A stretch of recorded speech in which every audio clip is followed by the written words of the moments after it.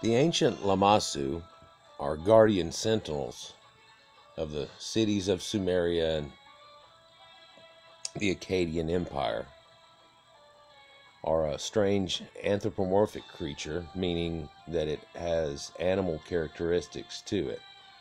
These are seen quite often all the way through religion until a recent time, and in fact until a time where they say idol worshiping is out, which this isn't necessarily an idol worship, but things are always misconstrued. And of course, one people that have an agenda against all others would say that these people are idol worshiping. It's meant to be a sentinel, and it has a symbolic sense to it. What you normally see in these is a capturing of a bull along with a lion, along with a man's face, along with wings. Now, most people can't fathom what this is about or catch the gist of it all, but you can see there's quite a bit put into the detail of this, and they have an underwing or an undercoating, which ancient lions used to have, the ancient North African lions that no longer exist pretty much, except for a few in zoos, and a lot of those have been half-bred out of their own existence pretty much. But at one time, King of the Lions had this underbelly in here, and this looks like it's a type of mat put on their back, or like a coat put on their back. It has a fringe near its tail. You can see the veins in its legs, and if you pay close attention on the tail here, it's been bound up too, much like modern horse riders do to their equestrians. So it shows that the beast has been domesticated in one way or another. They always have the horns on the top of it, indicating a bull signature too, but all the gods of that time did also. What most people don't get this as a representation of, though, is the zodiac. The ancient Sumerian zodiac, 4 cardinal points were actually a bull, a lion, a bird, and a man. And so that has this crossing point like this that you see.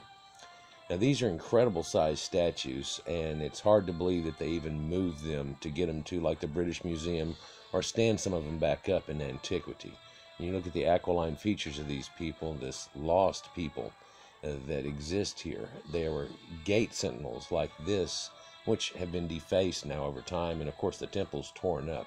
But you can find some of them still in museums now, protected from weathering, protected from time itself. Look at the size of these, though. These are gate sentinels leading in here, which the gate has been sealed, and they're huge. Of course, this is a slightly stretched photo. A couple of these are in here because of making them fit, but they're huge. That one right there was well over 16 tons. So there's a common theme to them, that they're about 10 tons and about 16 tons, a little over 22 tons, and some have even been found at 27 tons. You look how they've cut this one all up in pieces just to move it, because they can't fathom how they had moved them in ancient times. These ancient sentinels that they had, some 15 foot tall. This is one of the larger ones, and you can see the woman in representation here and how large they are. And how could they have possibly moved them in antiquity? Well, the ancient pictures and scribes they show of these show them attempting to even move these and what trouble they go through. And there's a lot of indication of that whenever you look at like Austrian Henry Layard, who had gone down there and into Acadia and tried to take a few of these back. Indeed, this is one that he had brought back here, and there are 2 more close to a fence. They talked about how they had propped these up and tried to put boards in between them. And the sad story on this is someone wrote on the back of this paper, supposedly, I haven't seen the actual writing, but wrote on the back of this supposedly just before 6 men died. And so you're looking at it, and they've double wrapped the ropes around this. Let me get my pointer here. They've double wrapped the ropes around here, and they are basically sawing into this rock with these ropes, trying to pull this thing up, right? Almost a pulley and lever effect that they have at first, trying to go onto it. And as they're inching it up, they're trying to prop boards in and get it up higher and higher. Then they're going to stand it up and hope it doesn't flip the other way when it does. And this process here took some 140 people to try to do. But these people right here, in a few minutes, don't even exist anymore. It's collapsed. I'm believing that a couple of the ropes let loose or something in my mind. I don't know. It doesn't describe it. It just tells you just before 6 men died. And it was supposedly written by this man, who is standing right there watching it. Kind of a terrible thing. Trying to move these was quite an adventure for Laird. He first tried to move them with a team of over 100 buffaloes and could not get them to move. Here's a depiction of them taking and sawing them into pieces so they could possibly move them, because they could not move them. In a modern time, they could not move them.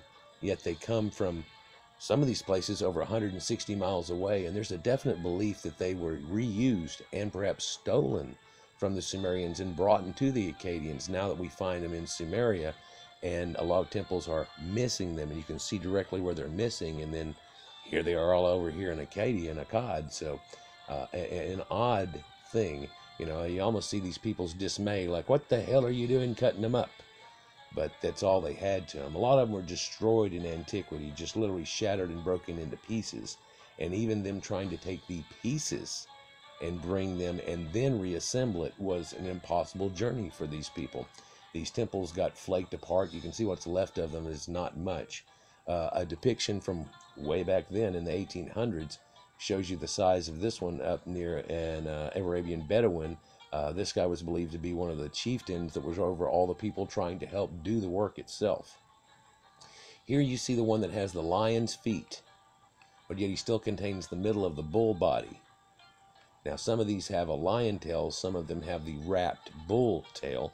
This one probably has the wrapped bull tail onto it, even though it's just shown to be smoothed out. It has a stomach cinch going around it, no longer a pad on the back, larger wings, much more angelic. And one thing I'd like to interject here, the cherubim of your Bible, those are Lamassu, or those are anthropomorphic creatures. Even the ones that are just said to be on top of the Ark of the Covenant, where it's an angelic form, those are bird people, if you will, right? I mean, you want to say that they're something like, angels and so on, but they really are an anthropomorphic creature showing you something that's really like a bird people. And right here, you would say this is a bird person made as a lion, right? And if you looked into it, you see that there's 4 of them in there. A lot of them have 3 depictions in there and not the 4th, not the lion, not the bull.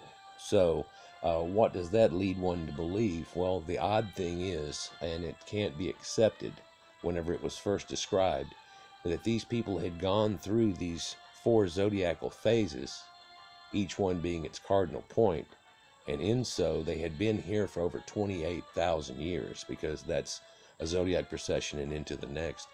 And that's not a timeline that's going to be accepted by anybody. In fact, before they found these, they thought the Egyptians were the only people that had anything going on, didn't they? Well, this predates Egyptian pyramids and most of all the temples and everything there. This has giant megalithic structure too. But as indicated in some of my other videos, these people are no longer there. And in fact, the Sumerian that I studied, most of it is actually not even Sumeria, but it's other people coming in after that they had taken over. The Elamites and the Akkadians themselves, and they were in Sumer's place, so they say they're Sumerians, but it was after the fact, even though there still were separate entities there. When they captured a people, they would move him out of the lands and then repopulate with other people. Back then, to displace people and displace them mentally to help keep control over them, they would scoot them around into areas they didn't know where the hell they were. In fact, there are records where they took one place from A to B and took the people from B to A and things like that. Well, where did these people go? Well, that's another story entirely, but we find that they came up north to Arata and then went west. Now, looking at these, it's an incredible thing to have even made them. You look at ones like that. Here's some of the bull hoofs that you see on them, each one of them, and you can see the detail that's put into these and the size of these things. And so this is Balawat gates. They're in room 6 there. They tell you about these, and just the vastness of the fact that what they're building, if you look at these, is a thick. Now this is one of the ones that was cut. You see it where it's cut, right? But they weren't cut in antiquity. They weren't like blended together, cut, anything. No. They were a solid thing. And this is like 2 foot wide. Some of them are even wider than that, of just the flat spot here. and then this is relieved out off of that. So it would have had to have been something almost 5-6 foot wide, carved down to it, and then put the flat panel on it to make it look like you just set it up against it. But it's not set up against it, it's all made into it. So the intricacy of this art, it's not, I mean, we're led to believe people were picking boogers and scratching on rocks during the time that these are built. The oldest date they currently give for these in Acadia is around 2600 BC, but we find the cities and the description of the cities in Sumer going back to over 1,000 years more than that, and they speak of having the sentinels at the gates, not as people, but as these type of creatures, and they were believed to be protectors of all the people and of the temples, and then of course the protectors of the gods. And so huge, many of them were painted, things like this, and this is an accurate depiction somebody gave of what they may have looked like. Now they gave up on the buffalo idea and they started pulling them with people on carts. And here's a depiction somebody scratched in off just trying to get this thing to move, okay, and pull it across. They're putting it on sand. They're going to try to take it.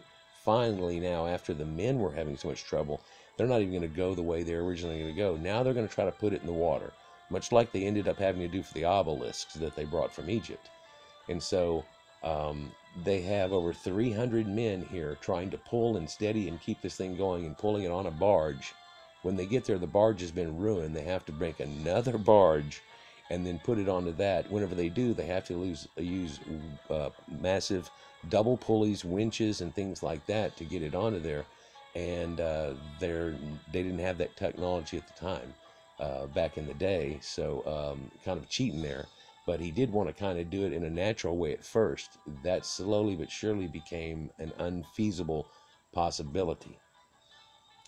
Now, it said here that it took like 600 inflated goat skins and calf skins as a balloon, like they did a lot of them, just to keep that barge that they had made afloat and or above water. And then they stringed them all in with like fish nets to keep them tight around it, and multiply did it, and luckily they didn't run into bad weather doing it such. So an incredible adventure, and this shows you that they really had some type of advanced technology we weren't willing to give these people, and in fact showing you that 100 years ago we had this much trouble and even using pulleys and the massive amount of people that you could possibly use, that it boggles the mind on how you could possibly get these things and move them around in antiquity, how you could even get them into place, how they could have moved them in any way, shape, or form, really. I mean, whenever they tried to bring them up into the British Museum, where you see them sitting right here, it took them over 300 men with multiple pulleys. They had to build a special ramp coming into the British Museum to bring them up, and they actually had 500 men but could not get enough men on the object and on the ropes for it to be feasible. They literally cobwebbed this thing with ropes and pulling them up, and had them going through the doors that were expanded and out into the hallways with these pulley mechanisms going around corners and everything to try to pull this off, and just to slide them up into a temple, which is kind of where they got them from. And you know how it's a whole lot easier to take something than it is to put it in, you know. And they had to cut most of them into pieces. Here again, I just want to point it out. You see the lion's feet on a bull's body with the bird wings and the man, and it's the 4 cardinal points. It's the same thing as Ezekiel's will, if you'll really look into it. It's a zodiacal thing, right? And it shows you a connection that these people have. Now, is it just zodiacal, or is it responding to the fact of their longevity? If you look at their king's list, it goes back hundreds of thousands of years. But one thing I've discovered in there, that a SAR is what everybody says is a year, but a SAR seems to actually only be a moon. At this time, the people ran all off of moon calendars, and or they kept the years by moon calendars and so on, so you really wouldn't have that many years. And in fact, in the Bible at that time, they were also using a lunar calendar. And so whenever you see Methuselah living 999 years, he actually would have lived about 78 or something like that, divided by 13, and you kind of get the idea of it. still in that effect. We're still going to be in the Sumerian lineage of what I figured it out one time, 78,000 years before the flood, right? And the flood is not the time that people think of. The late flood is, but the early flood that came was somewhere around 10,500 years ago. And Göbekli Tepe and other things respond to that fact. But moving these things gave people a new sense of respect for these, and whenever it came out, it was kind of hush-hushed. And the Sumerian thing just keeps bleeding out a little bit. Egypt is all woo, because it's in the Hebrew Bible, and woo, so you got to have that there. It's almost a verifier. But because this, even though it's the land of Abraham, Abraham came from Ur, is somehow, no. It had to have been, it can't be big, because it only happened for a short while after the flood, and he left. I mean, you can't, no. You know, it's kind of the attitude you're given with this. But, you know, this tells you that there's an advanced, capable people that are artistically inclined and able to use huge monolithic stone building way before a time that we're willing to give these people in humanity. And that shows you part of the truth, or the lost truth, of the ancient Sumerians.